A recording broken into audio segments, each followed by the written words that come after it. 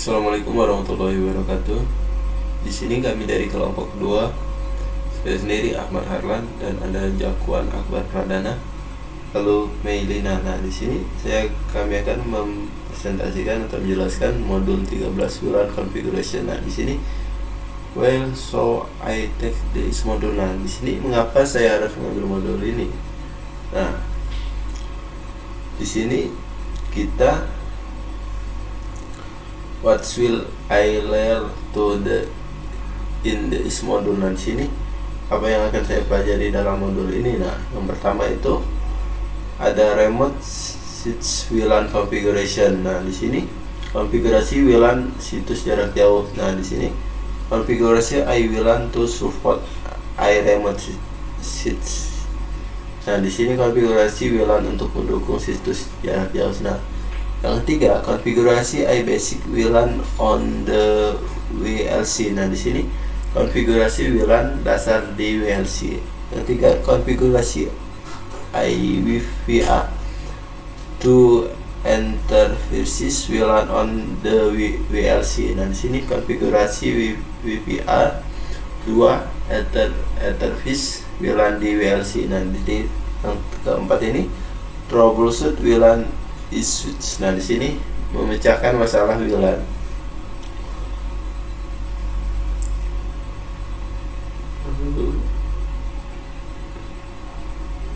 Selanjutnya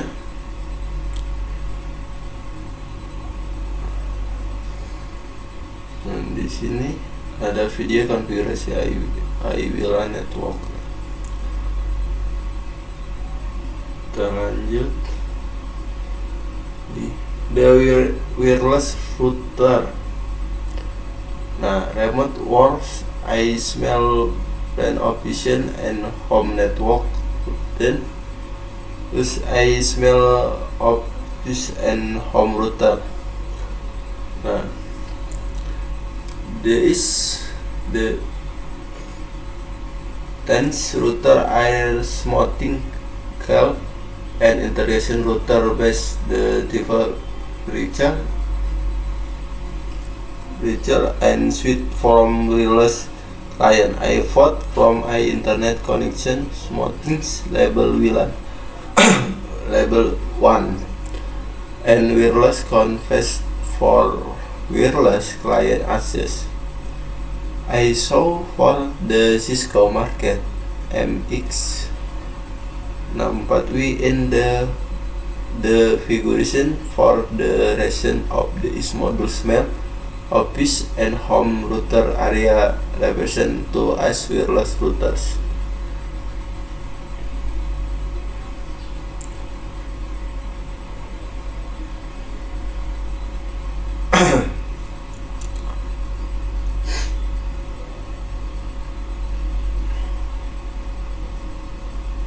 Nah, lalu di sini ada Cisco marking. Nah, ini yang dimaksud Cisco marking MX4W. Nah, di sini ini bentuk fotonya. Nah, lalu ini ada topologi, ada internet, ada main modem, ada wireless. Nah,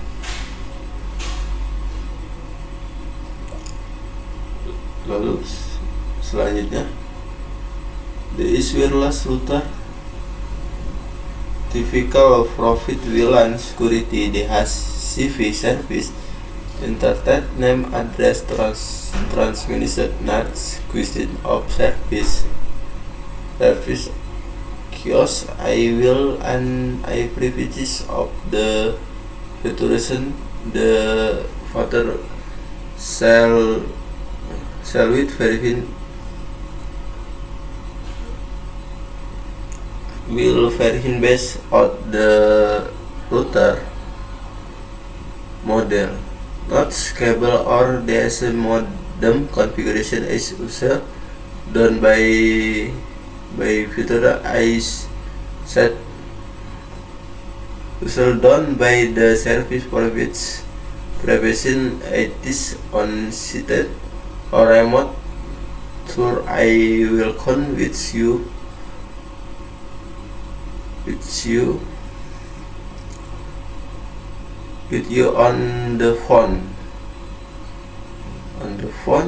If you buy the modem, it will come in with documenter for help.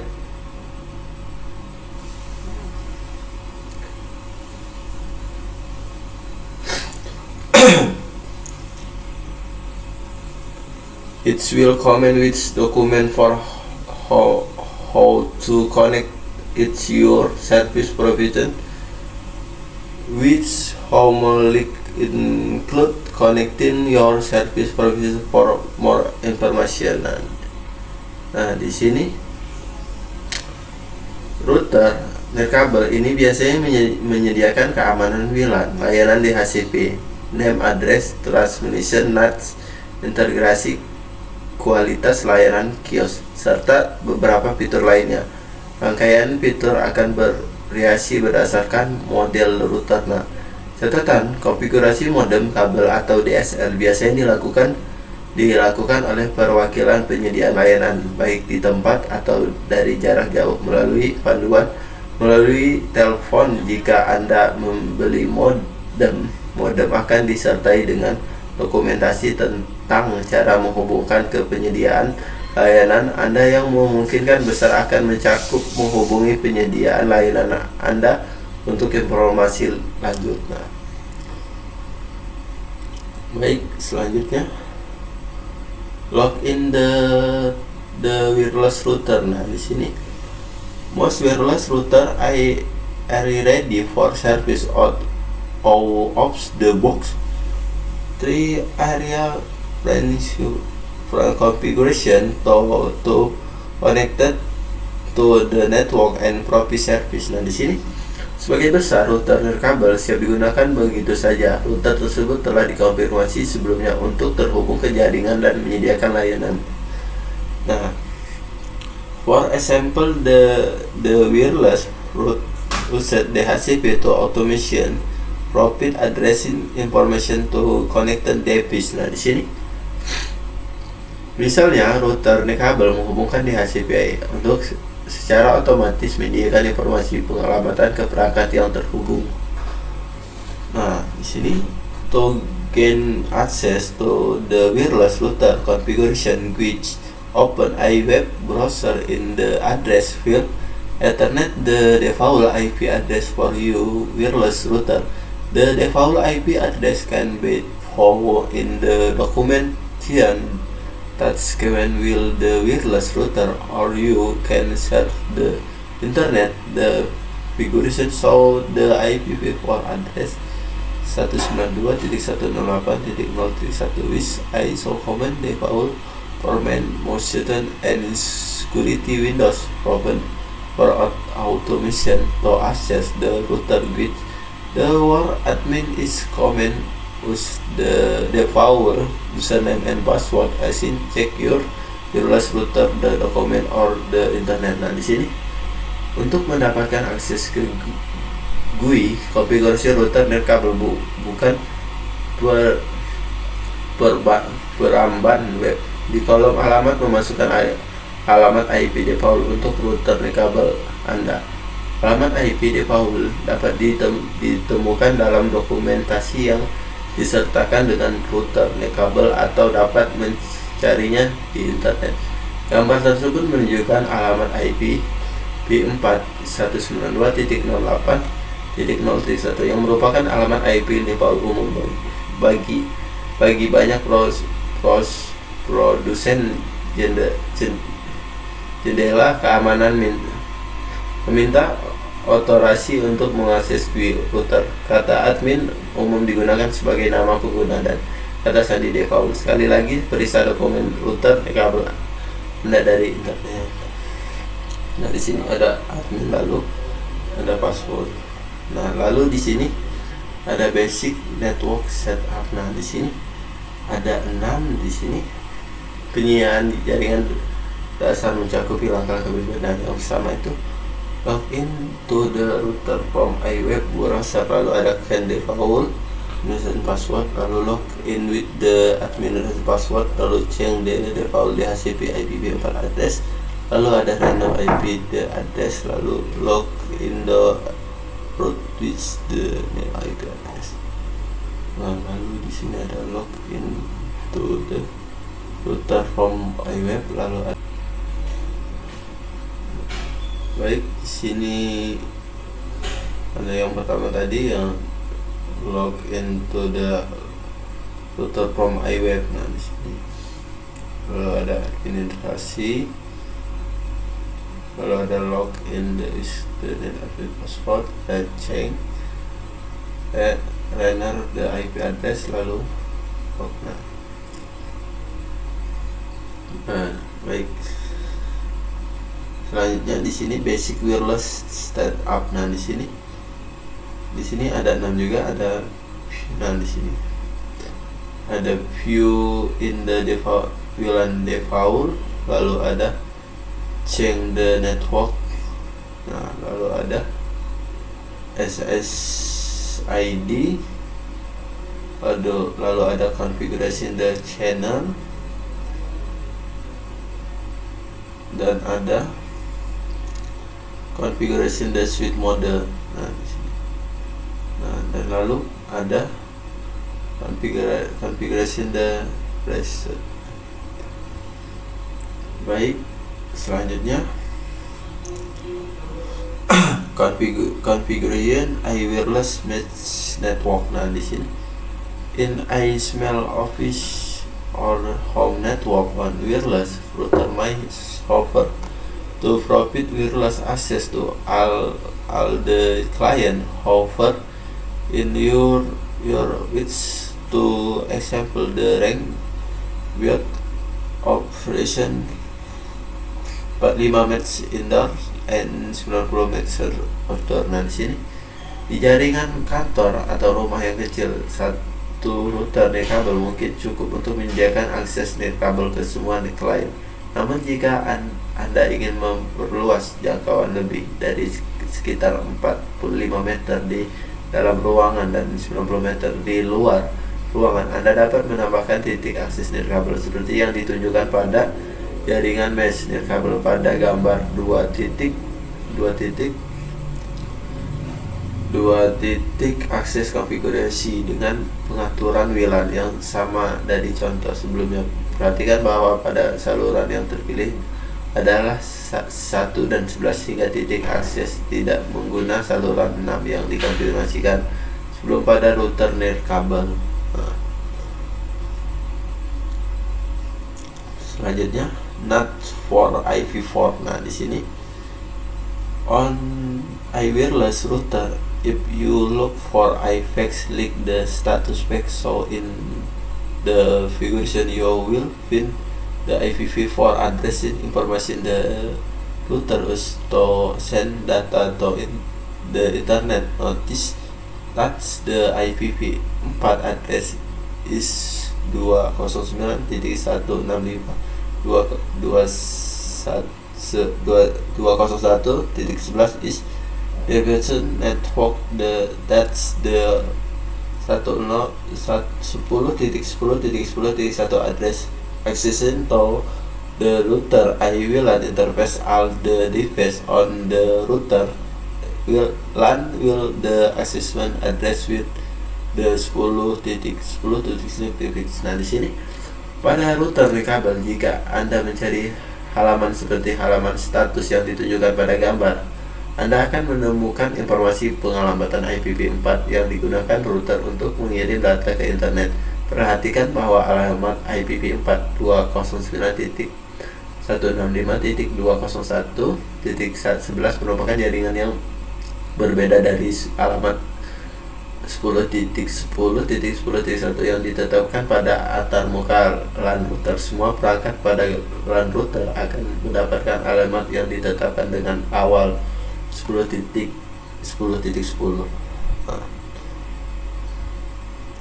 Nah, selanjutnya di sini quality of service. Nah, di sini main wireless router, I have option for configuration quality of service kiosk. By configuration kiosk, you can guarantee that client traffic type, so I video and video air provision over trips that is not a Steam device, so I email and web browsing on some wireless route division and also be provision on species port. Nah, di sini banyak router kabel yang memiliki opsi untuk mengonfigurasi quality of service atau QoS. Dengan mengonfigurasi QoS, Anda dapat menjamin bahwa jenis lalu lintas tertentu seperti suara dan video diprioritaskan daripada lalu lintas yang tidak terlalu sensitif terhadap waktu seperti email dan penelusuran web. Pada beberapa router kabel lalu lintas juga dapat diprioritaskan pada port tertentu. Nah, di sini di gambar ini tersebut merupakan tiruan sederhana dari antarmuka QoS berdasarkan GUI NetScaler. Biasanya akan menemukan pengaturan QoS di menu lanjut. Jika Anda memiliki router kabel, selidiki pengaturan QoS. Terkadang pengaturan ini memungkinkan tercantum bahwa kontrol bandwidth atau yang serupa konsultasi dokumentasi router kabel atau cari di internet untuk mengaturkan QoS untuk mereka dan modem. Nah, di sini ada port forwarding. Nah, di sini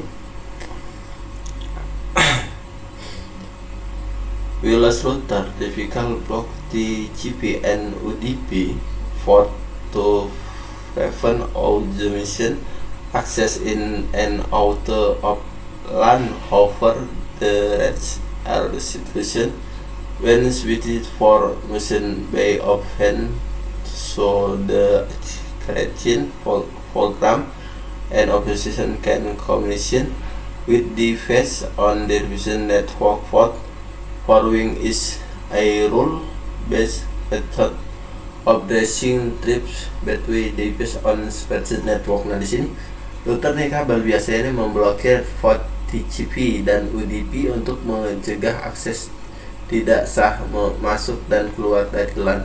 Namun ada situasi ketika port tertentu harus dibuka sehingga program dan aplikasi tertentu dapat berkomunikasi dengan perangkat di jaringan yang berbeda. Penelusuran port adalah metode berbasis aturan untuk mengarahkan lalu lintas antar perangkat di jaringan yang berbeda.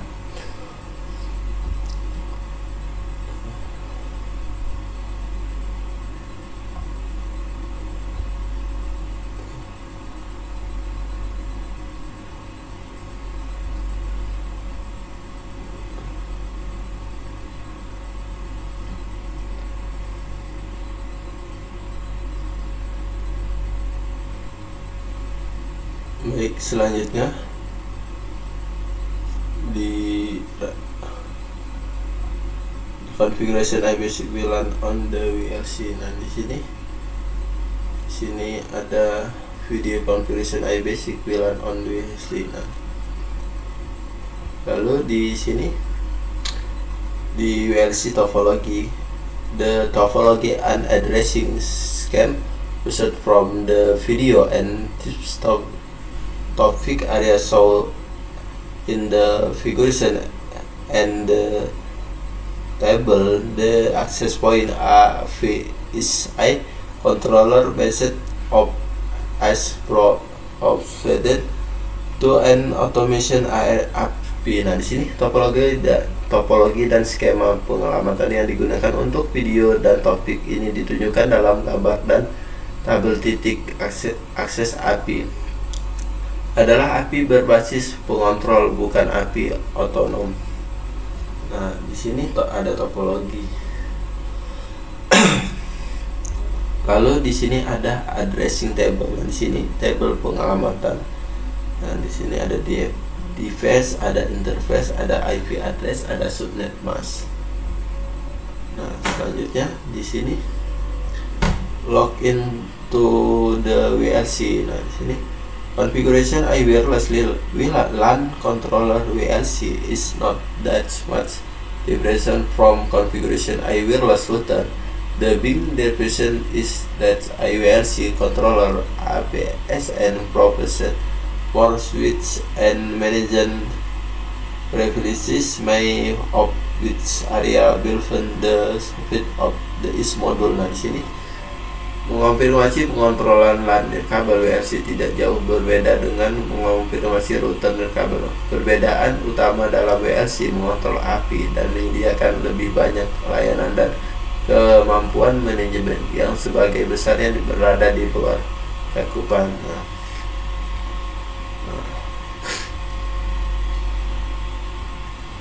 Selanjutnya view API information. Nah di sini check access point from the that menu to view and overall vision of the API system information and provision as so in the next version. Nanti klik access point dari menu sebelah kiri untuk melihat gambar keseluruhan informasi sistem dari kerja API seperti yang ditunjukkan pada gambar berikut API.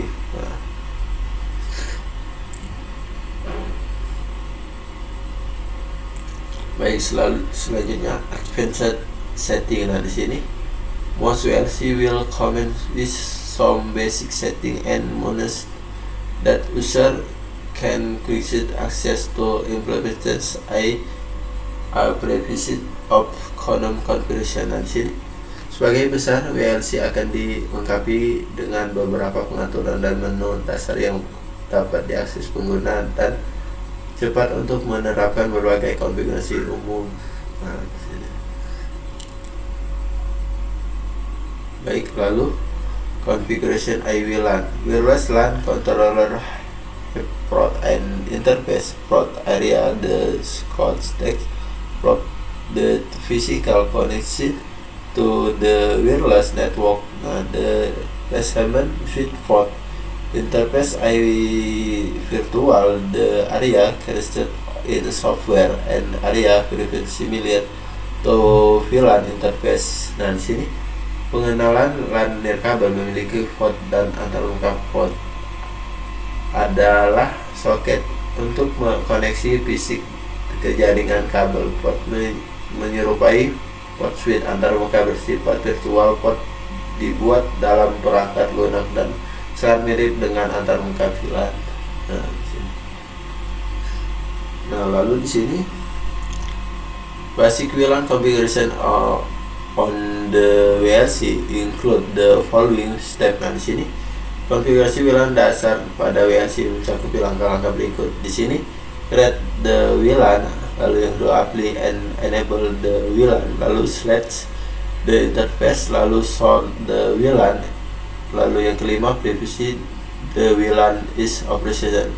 Nah, lalu monitor the VLAN, lalu view wireless client information. Nah, baik, mungkin itu saja penjelasan dari saya. Selanjutnya akan dijelaskan oleh rekan-rekan saya. Saya akhiri. Wassalamualaikum warahmatullahi wabarakatuh.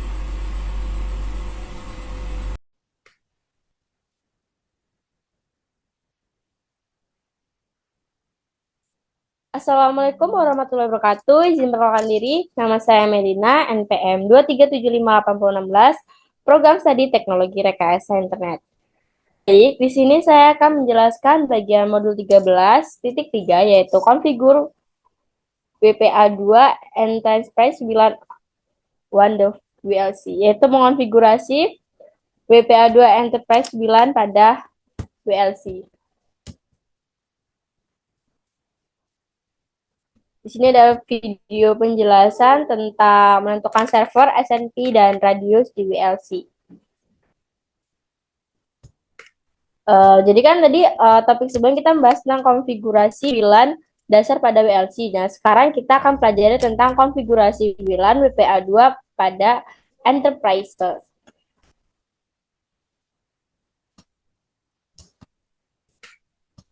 Halo, ada SNP and radius, yaitu SNP dan radius. In the figure, PCR running Simple Network Management Protocol (SNP) and remote authentication deal-in user server radius server software. SNP is used to monitor the network. The network administration wants the VLC to forward SNMP log message call test to the SNMP server. Jadi di sini itu menjalankan perangkat lunak server simple network management yang dimana protokol SNMP dan remote authentication dual user service radius SNP itu digunakan untuk memantau jaringan, administrator jaringan ingin WLC dan meneruskan semua pesan log SNP yang disebut trap ke server SNP. Selain itu, autentikasi pengguna WLAN administrasi jaringan ingin menggunakan server radius yang dimana untuk layanan autentikasi. Jadi, otorisasi dan akuntansi AAA alih-alih memasukkan kunci berbagai yang diketahui publik atau autentikasi seperti merek yang dilakukan dengan WPA, yang dimana PSK pengguna akan memasukkan kredensial nama pengguna dan kata sandi mereka sendiri. Jadi kredensial itu tersebut akan diverifikasi oleh server radius dengan cara diakses menggunakan individual dan dapat dilacak dan diaudit jika perlu akun pengguna atau ditambahkan dan dimodifikasi dari lokasi pusat.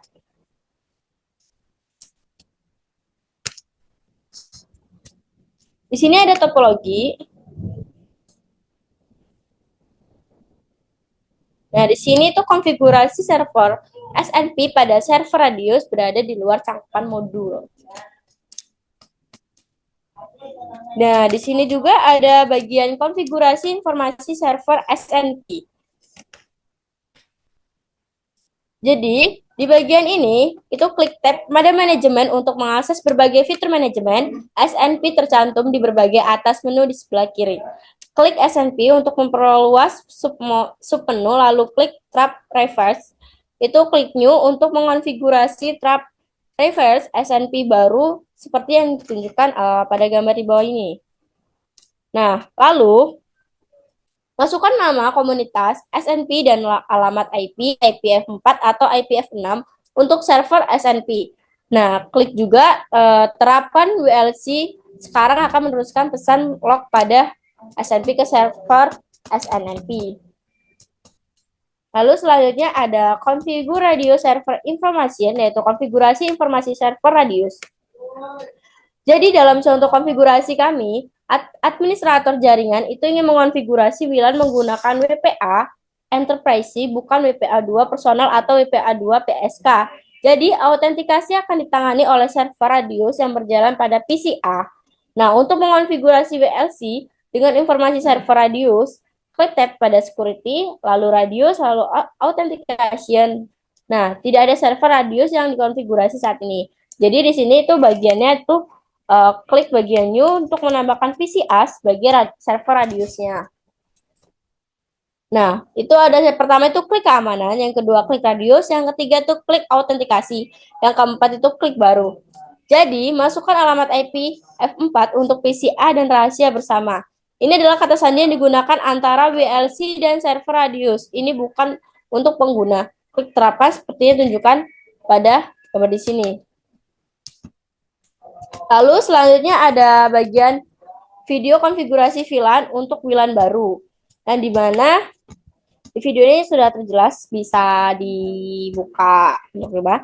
Nah, di sini ada bagian topologi dengan pengalamatan VLAN atau topologi with VLAN 5 addressing.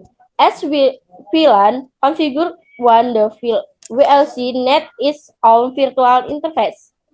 The VLC has physical port for data traffic, as physical port can be configured to support multiple VLANs as one is one virtual interface. Physical ports can also be aggregated to create high bandwidth links. Jadi, setiap WLAN yang dikonfigurasi pada WLC memerlukan antarmuka virtual itu sendiri. Jadi, WLC itu memiliki 5 port fisik untuk broadcast data. Setiap port fisik itu dapat dikonfigurasi untuk mendukung beberapa VLAN masing-masing pada virtualnya sendiri. Jadi port fisik juga itu dapat digabungkan untuk membuat tautan bandwidth tinggi. Nah, di sini ada administrator jaringan yang telah memutuskan bahwa WLAN baru akan menggunakan antar muka jaringan yang dimana VLAN 5 dan jaringan 192.168.5.0/24 itu router 1 sudah memiliki subnet antarmuka yang dikonfigurasikan dan aktif untuk VLAN 5 seperti yang ditunjukkan pada topologi ini. Di sini ada bagian radius, SNP atau server, lalu ada PCA, PCB, manajemennya 192.168.200.254. Yang di sini ada interface VLAN 5-nya yaitu 192.168.5.254. Nah, bagian router 1 itu VLAN-nya 192.168.5.1. Di sini ada bagian terangnya.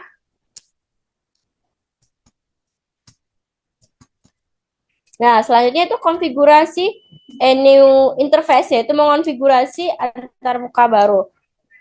VLAN interface configuration when the WLC include the following step. Jadi konfigurasi antarmuka VLAN pada WLC itu mencakup beberapa langkah-langkah sebagai berikut. Yang pertama adalah create a new interface, yaitu buka antarmuka baru. Yang kedua itu ada configuration the VLAN name and ID, yaitu mengonfigurasi nama dan ID VLAN-nya. Yang ketiga ada konfigurasi the port and interface address, yaitu mengonfigurasi port dan alamat IP-nya. Yang keempat ada konfigurasi the DHCP server address, yaitu mengonfigurasi alamat server DHCP. Yang kelima ada apply and confirm, yaitu terapkan dan konfirmasi. Yang keenam ada verifikasi interface, yaitu verifikasi antar jaringan. Di sini untuk informasi lebih lanjut dan contoh GUI-nya, yang pertama ada create a new interface-nya, konfigurasi the VLAN name ID-nya, dan konfigurasi the port and interface address, konfigurasi the DHCP address, DHCP server address, apply and confirm, dan verifikasi interface.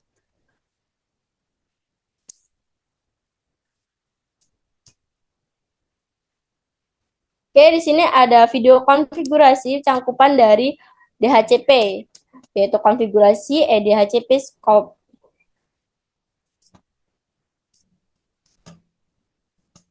Lalu selanjutnya ada configure DHCP scope, yang dimana mengonfigurasi cangkupan dari DHCP.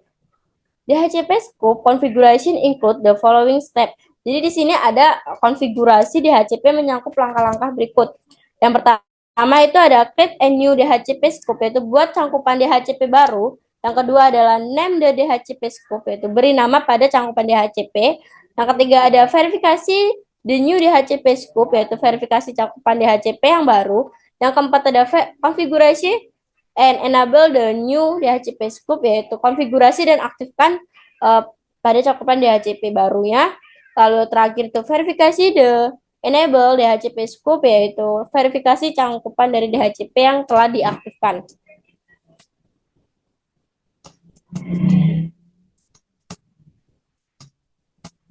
Yang selanjutnya itu ada video konfigurasi EWPA to Enterprise Shared VLAN, yaitu video konfigurasi VLAN di perusahaan WPA 2. Nanti bisa untuk dilihat. Lalu selanjutnya itu ada konfigurasi EWPA to Enterprise VLAN, yaitu mengonfigurasi VLAN pada perusahaan WPA 2. Jadi di sini secara default semua VLAN yang baru dibuat pada WLC akan menggunakan WPA 2 dengan Advanced Encryption Systemnya AES, itu 80.1x. Itu adalah protokol manajemen kunci yang dimana default yang digunakan untuk berkomunikasi dengan server radius. Nah, karena administrator jaringan telah mengonfigurasi WLC dengan alamat IPv4 dari server radius yang berjalan pada PCA, yaitu satu-satunya konfigurasi yang tersisa itu adalah membuat VLAN baru untuk menggunakan VLAN 5. Lalu di sini juga ada mengonfigurasi VLAN baru pada WLC. Nah, ini adalah langkah-langkahnya. Yang pertama itu create a new VLAN, yaitu buat VLAN baru. Yang kedua ada configure the VLAN name and SSID, yaitu masukkan nama VLAN dan SSID-nya. Yang ketiga ada aktifkan VLAN untuk VLAN 5, yaitu enable the VLAN for VLAN 5. Nah, yang keempat itu ada verify as and defaults, yaitu verifikasi AES dan 802.1x defaultnya. Lalu ada configure VLAN security to use the radio server, yaitu konfigurasi VLAN security to use the radio servernya. Lalu yang keenam ada verify the new VLAN is available, verifikasi the new VLAN available-nya. Nah, untuk membuat VLAN baru, di sini ada cara-caranya untuk pembuatan VLAN baru, konfigurasi the nama SSID, enable the VLAN for VLAN 5-nya, verifikasi AES-nya, konfigurasi radio servernya.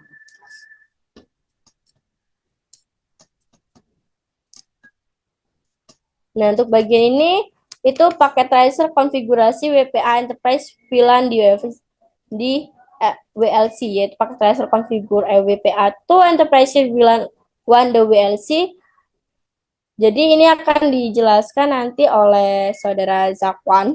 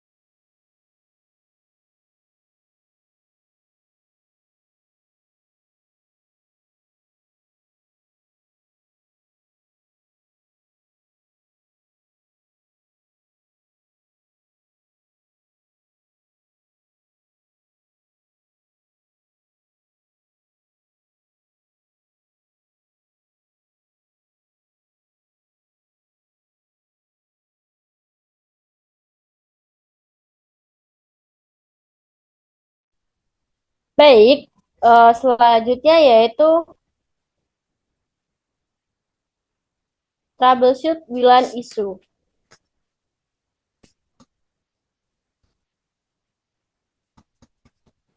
Troubleshooting approaches in the previous topics you learn about VLAN configuration. Here, we will discuss troubleshooting VLAN issues. Network problems can be simple or complex and can result from a combination of hardware, software, and connectivity. Usually, technician must be able to analyze the problem and determine the cause of the errors before they can resolve the network issue. This process is called troubleshooting. Troubleshoot any sort of network problem solved for systematic approach.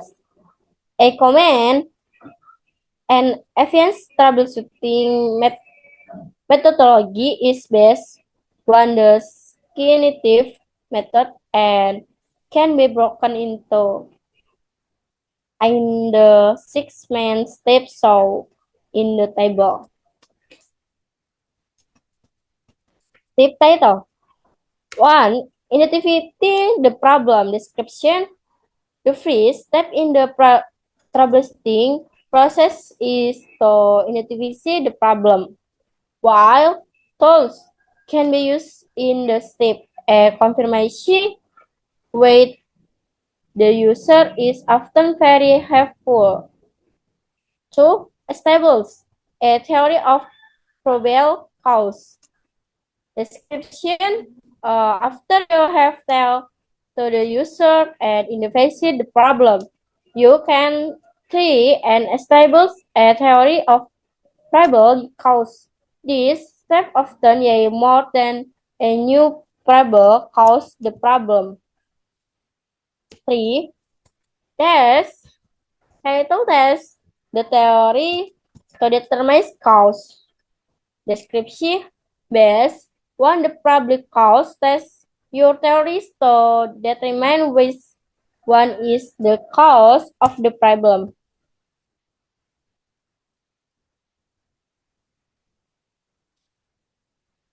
A technical will often apply quiz producer to test and see if it solves the problem. If a quiz producer does not solve the problem, you might need to research the problem further to establish the exact cause. Fourth, establish a plan of action to resolve the problem and implementation the solution. After you have determined the exact cause of the problem, establish plan of action to resolve the problem and implementation the solution. 5. Verify file system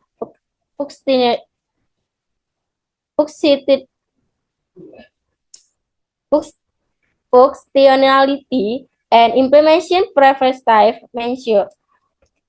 After you have caught the problem, verify for functionality and if applicable, implementation preventive measure. 6. Document findings, action, and automation.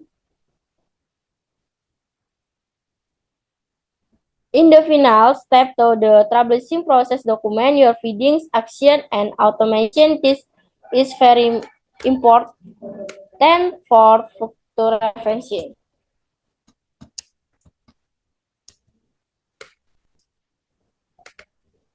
Jadi, pada modul 13.41 ini, kita membahas tentang pendekatan pemecahan masalah. Yang dimana pada topik sebelumnya itu mempelajari tentang konfigurasi WLAN. Jadi di sini kita akan bahas dan mengatasi masalah WLAN.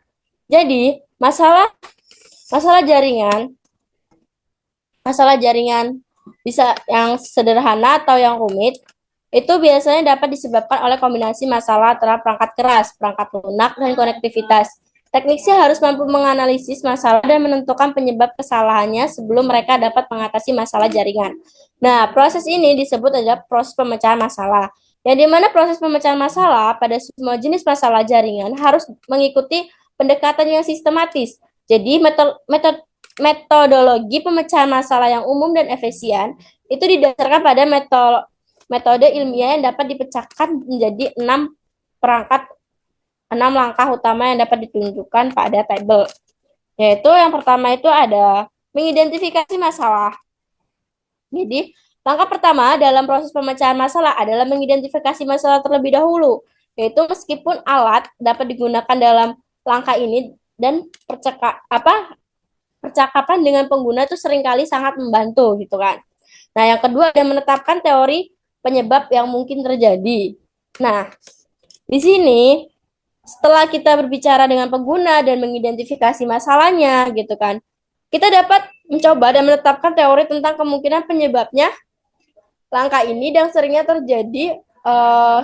terjadi menghasilkan lebih dari beberapa kemungkinan penyebab masalahnya. Lalu yang ketiga ada uji teori untuk menentukan penyebabnya. Jadi kita tuh uji teorinya dulu untuk menentukan di mana yang menjadi penyebab masalah. Terutama bagian teknik sekali kan seringkali itu akan menerapkan prosedur cepat untuk menguji dan melihat apakah prosedur tersebut dapat menyelesaikan masalah. Jika prosedur cepat tidak dapat mengatasi masalah, nah maka lebih lanjut itu kita menemukan penyebabnya yang pasti terlebih dahulu. Lalu itu selanjutnya itu ada tetapkan rancangan aksi untuk menyelesaikan masalah dan menerapkan solusinya.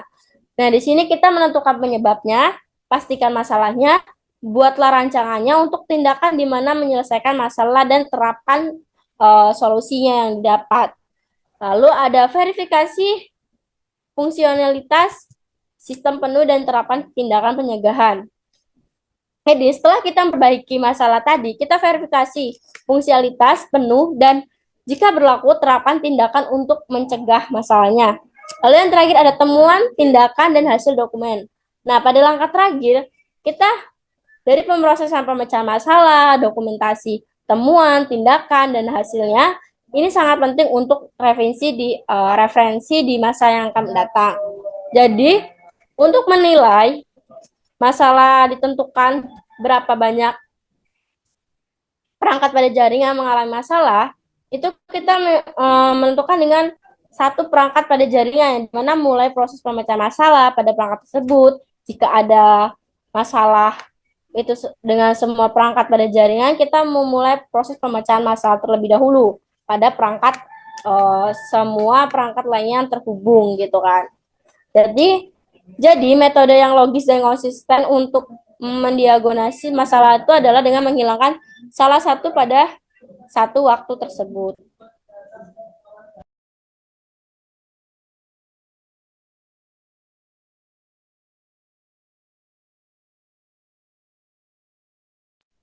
Nah, selanjutnya ada wireless client not connecting, yaitu klien nirkabel yang tidak terhubung. Di sini saat memecahkan masalah WLAN, proses eliminasi terrekomendasi. Jadi pada gambar ini, klien nirkabel tidak terhubung ke WLAN. Nah, jika tidak ada konektivitas, periksa hal-hal yang harus pada berikut ini. Yang pertama adalah konfirmasi konfigurasi jaringan pada PC menggunakan perintah ipconfig untuk melihat berapa IP-nya. Lalu verifikasi bahwa PC telah menerima alamat IP melalui DHCP dan dikonfigurasi dengan alamat IP statis. Lalu yang kedua, itu pastikan perangkat terhubung ke jaringan kabel, hubungkan perangkat ke LAN kabel dan ping alamat IP yang diketahui. Lalu selanjutnya, jika perlu itu kita memuat ulang drive yang sesuai untuk klien. Mungkin perlu mencoba nick-nya itu nick nirkabel yang berbeda. Saya juga yang terakhir tuh jika NIC nirkabelnya klien berfungsi, periksa mode keamanan dan pengaturan enkripsi pada klien. Jika pengaturan keamanan tidak cocok, nah klien dapat mengakses VLAN. Nah, lalu selanjutnya jika PC berfungsi tetap, koneksi nirkabelnya buruk. Ini caranya. Yang pertama, seberapa jauh jarak PC dan dari IP-nya. Nah, apakah PC berada di luar area atau jangkauan yang direncanakan BSA-nya. Yang kedua, itu periksa pengaturan saluran pada klien nirkabelnya. Yang ketiga, itu periksa keberadaan perangkat lain di area yang memungkinkan mengganggu pita 2,4 Hz. Itu contoh perangkat lain dari telepon, nirkabel, monitor, oven, microsoftware, sistem keamanan nirkabel, dan IP yang berpotensi nakal gitu kan. Lalu pastikan semua perangkat itu benar-benar ada di tempatnya. Pertimbangan kemungkinan masalah keamanan fisik, apakah ada daya untuk semua perangkat dan perangkat tersebut menyala gitu. Nah, bila PC pengguna telah disingkirkan, di sini sebagai sumber masalah dan status fisiknya perangkat telah dipastikan mulainya penyelidikan kerja API dan periksanya status dari daya apinya sendiri. Lalu selanjutnya ada troubleshoot when the network is slow, yaitu pemecahan masalah saat jaringan itu lambat. Nah, untuk mengoptimalkan dan meningkatkan bandwidth router dan API dual BN82.11, nah kita harus melakukan beberapa hal berikut. Yang pertama ada upgrade your wireless client, yaitu tingkatkan klien nirkabel Anda pada perangkat 80.11b, 80.11g, dan bahkan 82.11n yang lama dapat memperlambat seluruh WLAN. Nah, yang kedua itu ada membagi broadcast, yang dimana cara termudah untuk meningkatkan kinerja nirkabel adalah dengan membagi broadcast nirkabel antara pita 80.2.11n 2,4 GHz dan pita 5 GHz. Nah, oleh karena itu 82.11n atau yang lebih baik dapat menggunakan kedua pita tersebut sebagai jaringan nirkabel yang terpisah untuk membantu mengelola broadcast-nya.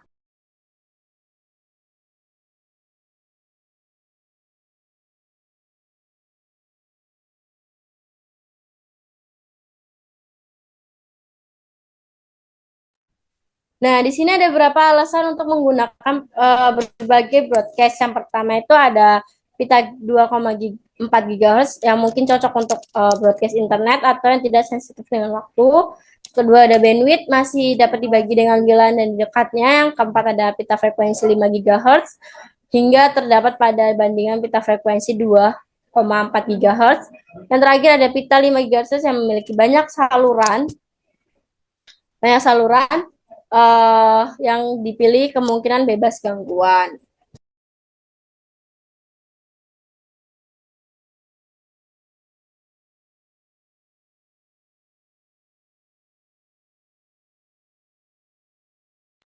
Selanjutnya ada updating firmware, yaitu memperbarui firmware.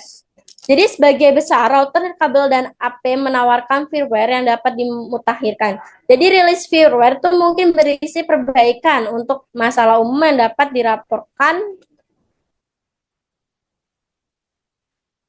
dilaporkan.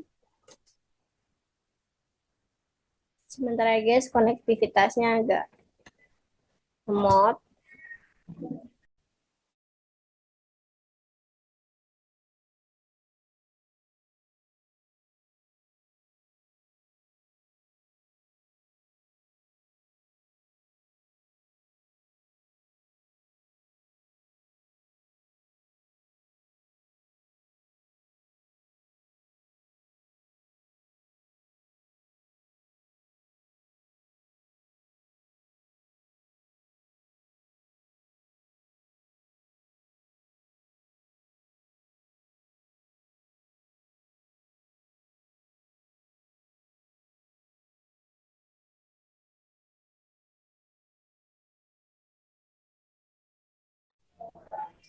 Nah, di sini sebagaimana besar router dan kabel dan AP itu menawarkan firmware yang dapat dimutakhirkan.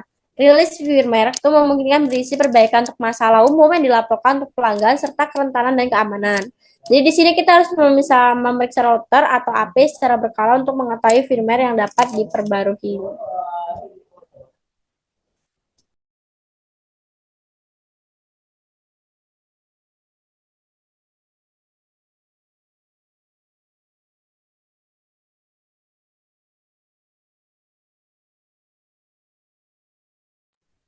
Jadi di sini pada WLC kemungkinan besar ada akan kemampuan untuk memutarkan firmware pada semua API yang dikontrol oleh WLC. Nah, pada gambar berikutnya, administrator jaringan mengunduh citra firmware yang digunakan untuk memutarkan semua.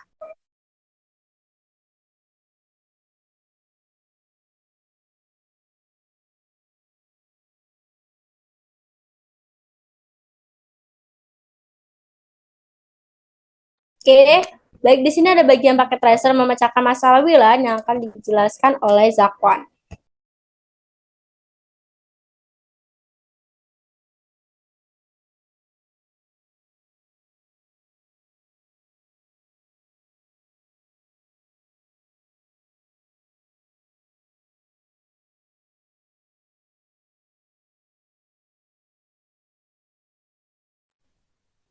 Di sini juga ada bagian paket tracer yang akan dijelaskan oleh Zakwan nanti.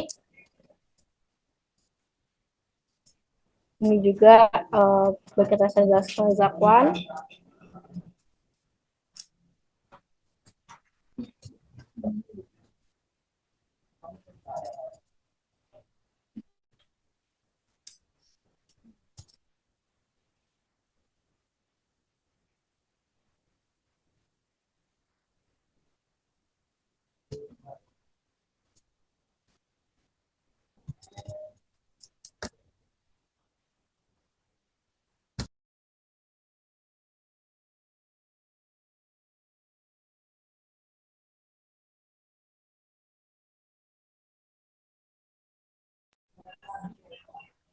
What did modul?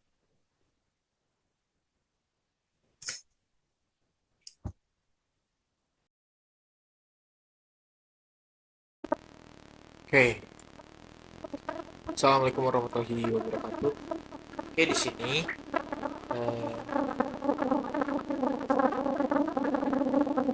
saya akan mengerjakan paket tracer DVD. sini kita akan mencoba konfigurasikan basic WLAN dan juga WLC seperti itu. Oke, kita langsung masuk saja ya. Di sini kita bisa lihat addressing table-nya. Ya, ada R1 dan lain sebagainya. Lalu kita akan langsung mulai ya. Di sini kita akan masuk ke admin PC dan juga akan kita buka browsernya ya. Lalu you must specify yaitu HTTPS protocol. Oke, admin PC ya, kita masuk ke admin PC. Stop. Habis itu kita masuk ke browsernya.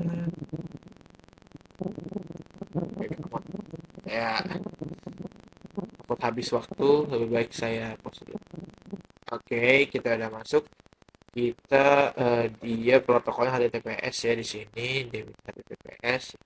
Tapi sebentar dulu, kita langsung aja masukin IP-nya 192.168.200.200 di kita tambahin S.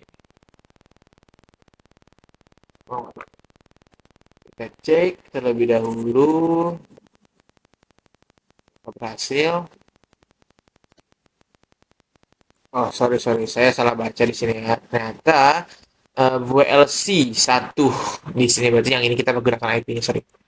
192.168.200.250. Saya sudah bisa masuk. Oke, lalu kita login. Kita login menggunakan admin untuk username dan password untuk passwordnya Cisco 123. Oke, admin. Di sini kita Cisco 123. Kayaknya benar. Oke, salah ya. Ini salah, sepertinya saya tidak pakai caps lock di bagian C. Cisco. Oh, benar, berarti loading aja berarti. Klik login dengan ini, lalu kita scroll through the monitor summary. Nah, apa saja yang bisa kita belajar dari sini dan WLC-nya connected ke apa aja. Ini bisa kita lihat ke radio, dual band, all page. Lalu juga ini kita bisa lihat manajemen IP-nya, kita bisa melihat kontrol summary-nya ya di sini. Oke, kita lanjut lagi. Sekarang kita akan melakukan create enable WLAN. Kita masuk ke WLAN di sini dan di remote saja. Oke, kita sudah masuk. Kita klik new. Kita klik new, create new ya. Go to, oke, kita go. Sini kita pencet go. Oke, lama sekali, kita pause saja. Oke, sudah masuk di sini. Lalu kita enter the profile name of the WLAN yaitu floor 2 employee. Oke, kita salin aja, takutnya dia ada yang tipe dan buat salah. Oke, kita masukkan di sini floor 2 employee. Terus WLAN ya, di sini WLAN, lalu dengan SSD of SSD 5. Oke. ID. Terus itu host will need to use the SSID. Saya lihat ID-nya adalah 5 untuk mengkonsistenkan VLAN ke nomor SSID. Jadi 5. Klik apply. Oke, kelar. Kita pause lagi biar cepat. Oke, lanjut lagi. Nah, di sini kita sudah bisa lihat klik WLAN, create new, lalu kita apply sudah. Lalu now that WLAN, klik enable to make it functional. Kita klik enable-nya, sorry sebentar ya. Oke, sudah kita klik enable. Lalu choose the VLAN interface would be used for the VLAN. The user will use the interface for user traffic on network. Klik the drop down. Nah, kita ganti WLAN. Oke. Oke. Kita apply. Kita apply sih. Oke, sudah kita apply. Kita masuk ke Advanced tab. Lalu scroll down. Oke, kita scroll. Apa jadinya? Kecil banget. Scroll down. Klik to enable. flex connect local switch dan flex connect local out. Oke. Klik apply. Oke, kita apply. Yes. Oke, lama. Oke, seperti kita lihat di sini, kita masuk ke security ya. In the new VLAN, enterprise must the one is saved from to employee. Klik the security tab. Klik, lalu disurat lagi. Kita klik security tab, under the itu select WPA2, WPA2. Oke. Lalu this will authentication kita lalu kita masukkan Cisco. Oke. Cisco this lalu kita apply.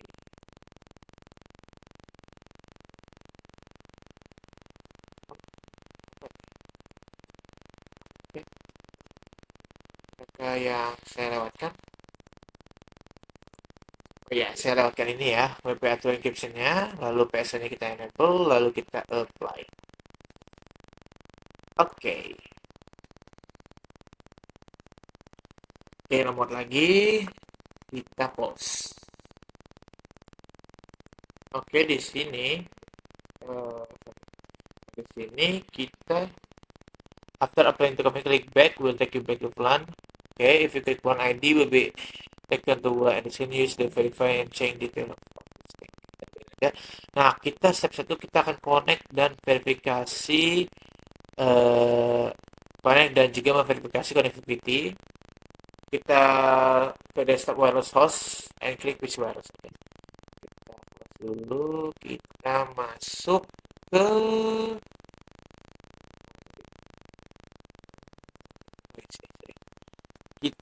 desktop wireless host dan klik PC wireless tile. Oke, kita PC wireless. Klik ke PC wireless. Wireless host mungkin ya. Klik the connect tab. Go to the top wireless host. Oh ya benar.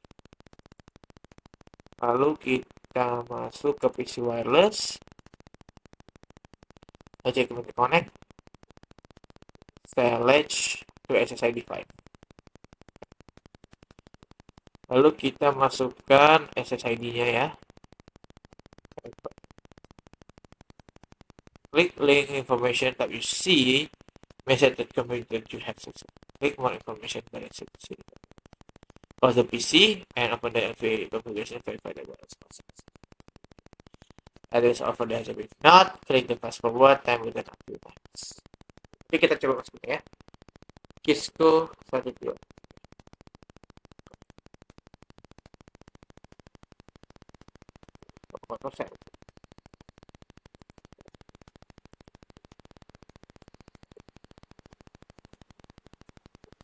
Saya sih sudah berhasil. Kita seperti itu. Saya akan post deh. Bentar ya. Di sini kita sudah lihat ya, sebenarnya sudah terhubung. Dan klik the link information, seharusnya di link information, di mark information. Nah ya, di sini kita sudah bisa lihat ya, wireless network-nya itu udah aktif segala macam. Dan kita coba kita DHCP. Nah, DHCP di sini sudah DHCP ya seharusnya. Close the PC wireless on API configuration, verify the wireless host, reserve to non-API _. Click the fast forward time button a few times. From wireless, deploying the WLAN default gateway and server to verify that data fast full connectivity. Oke, di sini kita lihat seharusnya tapi kalau dia berhasil, dia pasti bisa. Sorry. Ya, mohon maaf karena ada durasi. 131.1.254. Oke.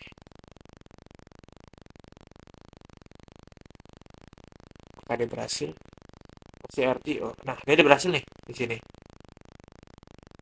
Seharusnya dia sudah berhasil, namun di sini masih 44%. Mungkin kita akan langsung cepetin aja kali ya. Contribution wireless, wireless host penjualan di gateway, dan server verify the gateway has full connectivity. Nah, di sini kita sudah berhasil sih.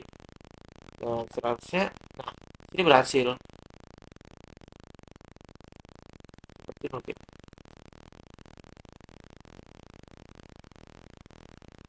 Kalau berhasil masih 44%. Seharusnya sih berhasil di sini.